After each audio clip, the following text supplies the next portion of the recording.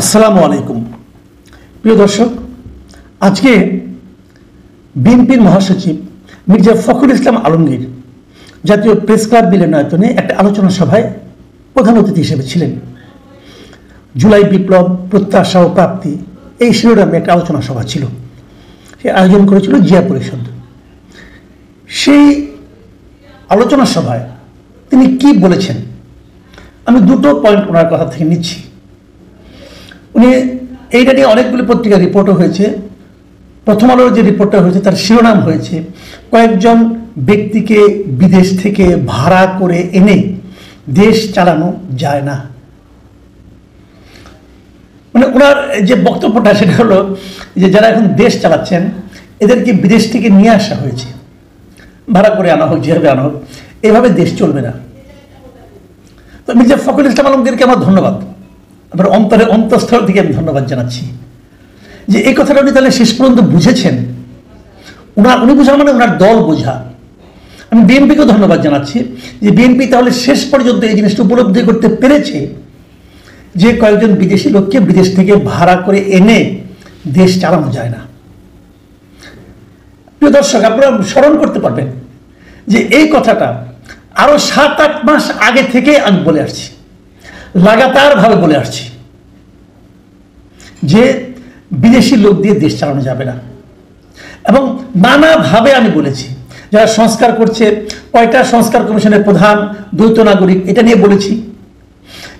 তারপরে বলেছি যে সংস্কার কমিশনের এখন যিনি জাতীয় ঐক্যমত্য কমিশন, তার যিনি ভার্চুয়ালি প্রধান, কারণ ডক্টর ইউনূস তার সব মিটিংয়ে থাকেন না, প্রতিদিনের মিটিংগুলো যিনি আপনার সভাপতিত্ব করেন মিস্টার আলী রিয়াজ, তার সঙ্গে যিনি প্রধান সহযোগীর ভূমিকা আছেন, মানে কোঅর্ডিনেটরের ভূমিকা মিস্টার মনির হায়দার, এরা সবাই আমেরিকান নাগরিক।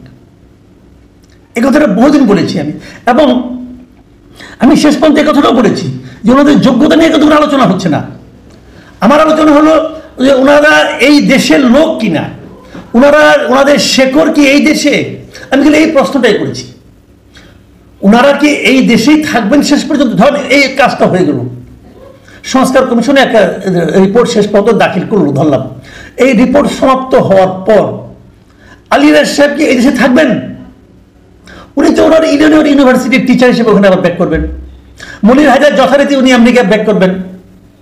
তাহলে যদি এখানে কোনো সমস্যা হয়, এই লোকগুলিকে আমি পাবো কোথায়?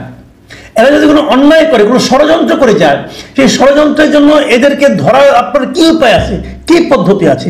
কোনো পদ্ধতি নাই। এই যে ভাড়াটা লোক যেতে হবে না, 2 দিন পরে ভাড়া শেষ, তারা চলে গেল ভাড়ার টাকা নিয়ে।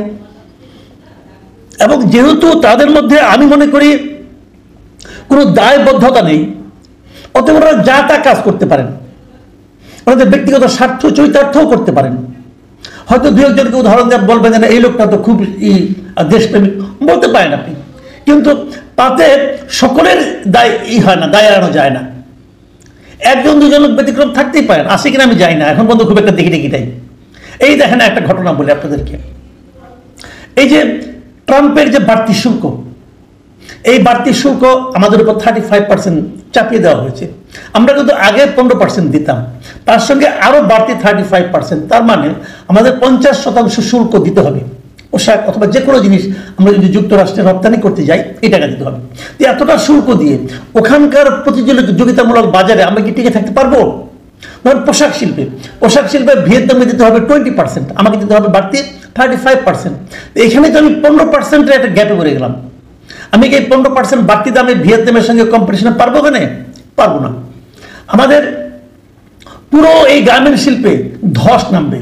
এই শিল্পের সঙ্গে জড়িত প্রায় 8-10 লাখ লোক একদিনে বেকার হয়ে যাবে। ভাবেন আপনি একটা কি অবস্থা দাঁড়াবে। এই শিল্পে যারা নাকি মানে মিলিয়ন ডলার বিনিয়োগ করেছেন, তারা রাস্তায় বসে যাবেন একদম। এত বড় একটা ক্রাইসিস। 3 মাস সময় পেয়েছিলাম আমরা আলোচনা করার জন্য। আলোচনার জন্য আমাদের এখান থেকে ওখানে কে গিয়েছিল? এই ভাড়াটে খলিলুর রহমান, উনি জাতীয় নিরাপত্তা উপদেষ্টা। উনি এখানে কেন গেলেন অথবা ওনাকে কেন পাঠানো হলো এটা কেউ জানে না। উনি যে ওখানে কি করেছেন এটাও কেউ জানে না। তবে আমরা এতটুকু বলতে পারি, উনি ওখানে যে একটা অশ্বডিম্ব প্রসব করেছেন, কারণ উনি ওখানকার কাউন্টার পার্টের সঙ্গে তো কথাই বলতে পারেন নাই। কারণ ওখানকার যারা যিনি কাউন্টার পার্ট আছেন, মানে যুক্তরাষ্ট্রে যারা এই জিনিসটা দেখেন, মানে ট্যারিফটা দেখেন, তারা তো ওনার সঙ্গে বসবেনই না। বলবে ভাই তুমি কি বাণিজ্য মন্ত্রণালয়ের কেউ? তো হু আর ইউ? তুমি এখানে কেন আসছো? তো এই যে সময়টা ক্ষেপণ হলো, শেষ মুহূর্তে এসে আমাদের বাণিজ্য উপদেষ্টা গেলেন, আরো গেলেন, এরা এখন দৌড়ঝাঁপ করতেছে। কাজের কাজ কি হবে আমি এখনো কিছু বুঝতে পারছি না। ভালো হলে ভালো, তবে ভালো না হওয়ার আশঙ্কা রয়ে গেছে, কি হয় জানি না। এই দৌড়ঝাঁপ তো পারতে হতো না, ওই যে 3 মাস আগে শুরু করতেন। পারলেন না কেন? পারলেন না এই লোকগুলির মধ্যে কোনো আন্তরিকতার প্রয়োজনীয়তা নাই। তারা তো এই দেশের কেউ না। আমি নাম ধরে ধরে বলি, যাদের নাম ধরে বলেছিলাম, এরা কি কেউ নতুন গভর্নমেন্ট আসার পরে এই দেশে থাকবে? কেউ থাকবে না। কাজে এদের কোনো দায়িত্বও নাই। এরা ভাড়াটে হিসেবে এসেছে, এরা আমাদেরকে সংস্কার বুঝাবে। আমার দেশের লোক সব বুঝাবে, বোকারাম, কিছু বুঝে না, সব ওনারা বুঝে। হ্যাঁ, ওনারা বুঝে না, ওনারা সেসব আমাদের ঠিকঠাক করে দিবে, আর আমরা সেটা বলবো বাহ বাহ বাহ বাহ, কি একটা পেয়ে গেছি আমরা, আসমানি কিতাবের মতো পাইছি। ভাই এত সহজ? এই কথাগুলো বলতে বলতে টায়ার্ড হয়ে গেছিলাম। আমি বলেছি, আমার সঙ্গে আরো আমাদের কয়েকজন সাংবাদিক কলিগ অনেকেই বলেছেন, এম.এ. আজিজ ভাই, উনি তো খুবই উচ্চ কণ্ঠ ছিলেন, এটা নিয়ে বলেছেন, কোনো লাভ হয়নি। আমরা আমাদের সঙ্গে কোনো পলিটিক্যাল পার্টিকে পাইনি, দুর্ভাগ্য আমাদের এখানে। আমরা বারবার বলেছি পলিটিক্যাল পার্টিকে, আপনারা বলেন, জিজ্ঞাসা করেন যে তুমি কেন এখানে, তুমি কে? কেউ জিজ্ঞাসা করেনি। আজকে মির্জা ফখরুল ইসলাম সাহেব বুঝতে পেরেছেন যে এটা হবে না। উনি বলেছেন, ওনার ভাষায় যদি আমি বলি, দেখুন উনি কিন্তু সংস্কার নিয়েও কথা বলেছেন। এই সংস্কার যে কিছু হবে না এটা উনি বলেছেন। ওনার কথা শুনুন, উনি কি বলেছেন। অনেকেই মনে করছেন কয়েকজন লোক সংস্কার যারা করছেন তারা কতগুলো বৈঠক করে সংস্কার করে জনগণকে এগিয়ে দিলেন আর সংস্কার হয়ে গেল। এভাবে সংস্কার হয় না। সংস্কার হতে হবে একটা প্রক্রিয়ার মধ্য দিয়ে। সংস্কার একটি চলমান প্রক্রিয়া। এই যে সংস্কার একটি চলমান প্রক্রিয়া, এটা কিন্তু মির্জা ফখরুল ইসলাম সাহেব এবং তার দল বহুদিন ধরে বলছেন, এবং ওনারা অনেকদিন আগেই কিন্তু একটা সংস্কারের প্রস্তাব দিয়ে রাখছেন 31 দফা।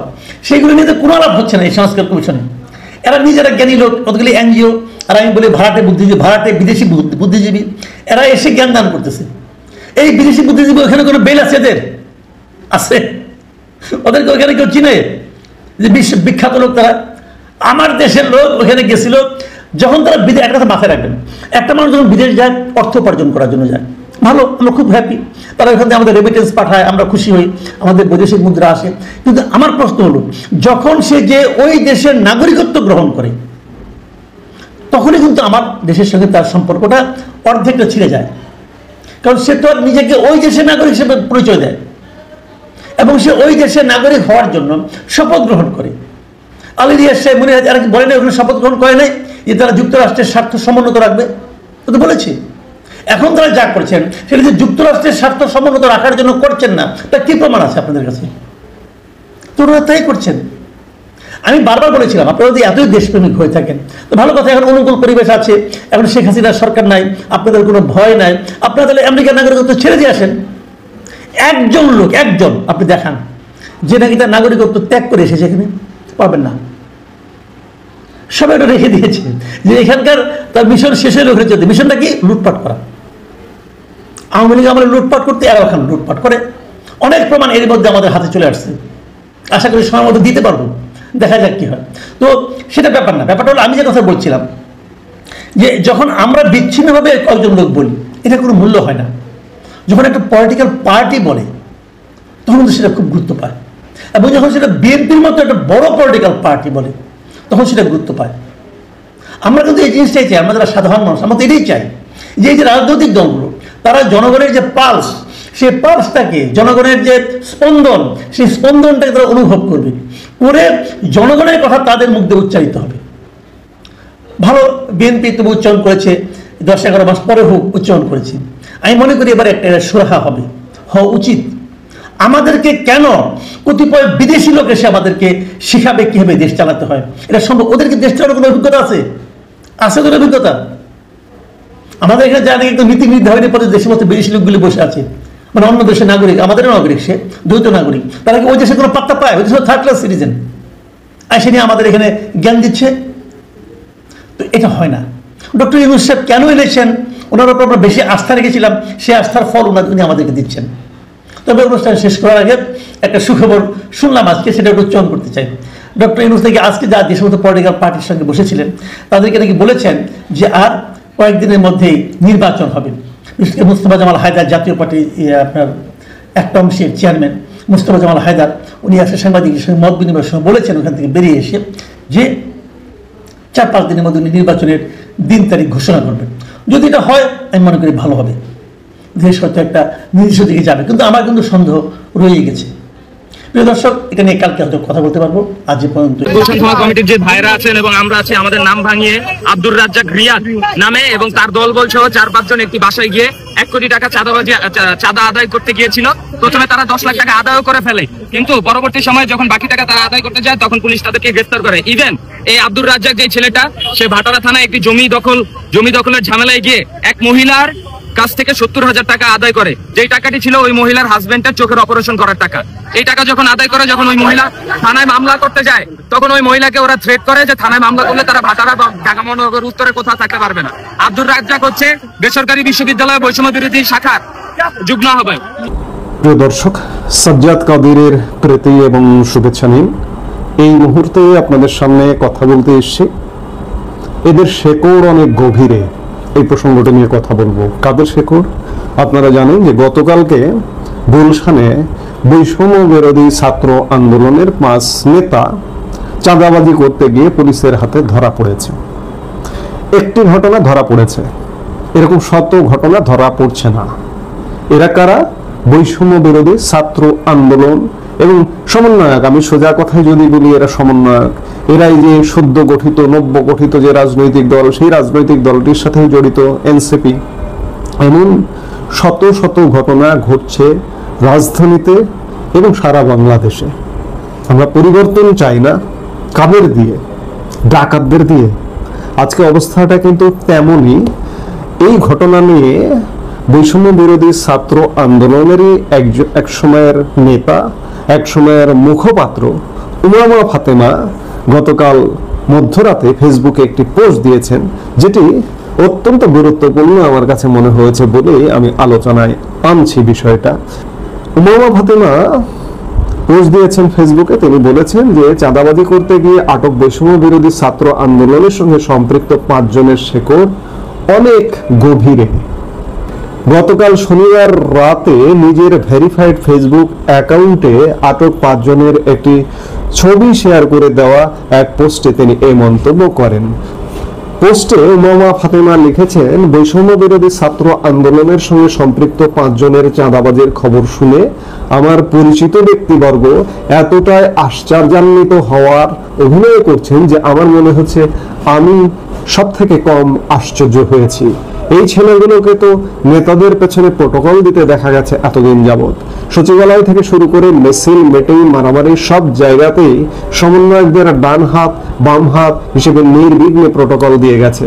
গুলশান বনানী গ্যাং কালচারের অজস্র অভিযোগ অভ্যন্তরীণভাবে তাদের বিরুদ্ধে ছিল। তিনি লিখেছেন, এই ছবি রিয়াদ নামের ছেলেটা গত ডিসেম্বর মাসে রূপায়ণ টাওয়ারে আমার সামনে অত্যন্ত উশৃঙ্খল আচরণ করেছিল। আমরা মেয়েরা তাদের থামানোর চেষ্টা করলে আমাদের ওপর পাল্টা চড়াও হয়। ওই ঘটনার পর ছেলেটার ব্যাপারে খোঁজ নিয়ে জানতে পারি ইতিমধ্যে তার বিরুদ্ধে হুমকি, মারামারি ও চাঁদাবাজির অভিযোগ আছে। আমি জেনে তখন মোটেও অবাক হইনি, কারণ ততদিনে বৈষম্য বিরোধীতে এই ধরনের মানুষজনের আনাগোনায় সর্বত্র টের পাওয়া যেত। তিনি আরো লিখেছেন, ঠিকই তারা রূপায়ণ টাওয়ারে অবাধে আসা যাওয়া করত। কারো দুর্নীতি বা অসততার ব্যাপারে অভিযোগ জানালে উত্তরে পিন ড্রপ সাইলেন্স উপহার পেতে হবে।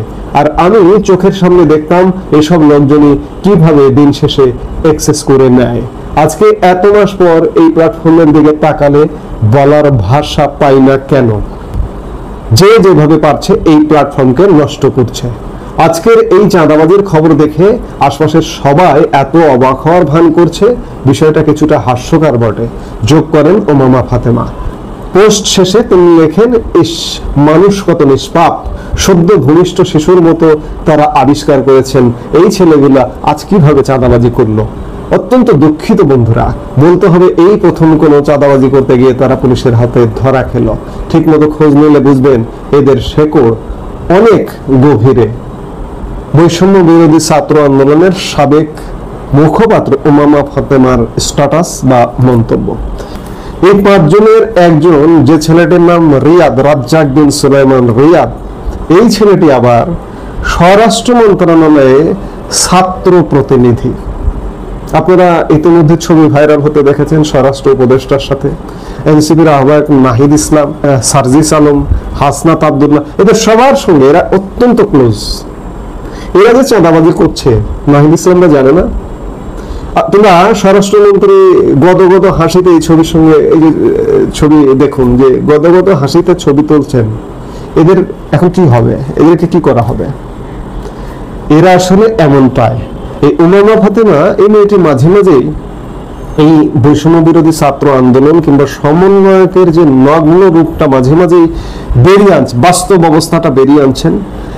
আমরা তাকে নিঃসন্দেহে সাধুবাদ জানাই। যারা সত্যের পক্ষে থাকবে, যারা ন্যায়ের পক্ষে থাকবে, আমরা তাদের অবশ্যই সাধুবাদ জানাবো। আমি যেটি দিয়ে আলাপটা শুরু করেছিলাম যে এদের শেকড় আসলে গভীরে, অনেক গভীরে। এরাই এখন রাষ্ট্রের নিয়ন্ত্রক, রাষ্ট্রের হর্তাকর্তা। এমনকি এই চাঁদাবাজরাই প্রফেসর ইউনূসের নিয়োগকর্তা। দুদিন আগে শিক্ষা উপদেষ্টা সিআর আবরার বললেন যে আমার নিয়োগকর্তা যদি আমাকে বলে আমি পদত্যাগ করে চলে যাব একটি প্রসঙ্গে। তাদের নিয়োগকর্তা কারা? এরা, এই চাঁদাবাজরা, এই ছাত্ররা, এই সমন্বয়করা। এই হচ্ছে এখনকার বাংলাদেশ, যে এদের শেকড় অনেক গভীরে। এই মুহূর্তে এ পর্যন্ত। সবাই ভালো থাকুন, সুস্থ থাকুন।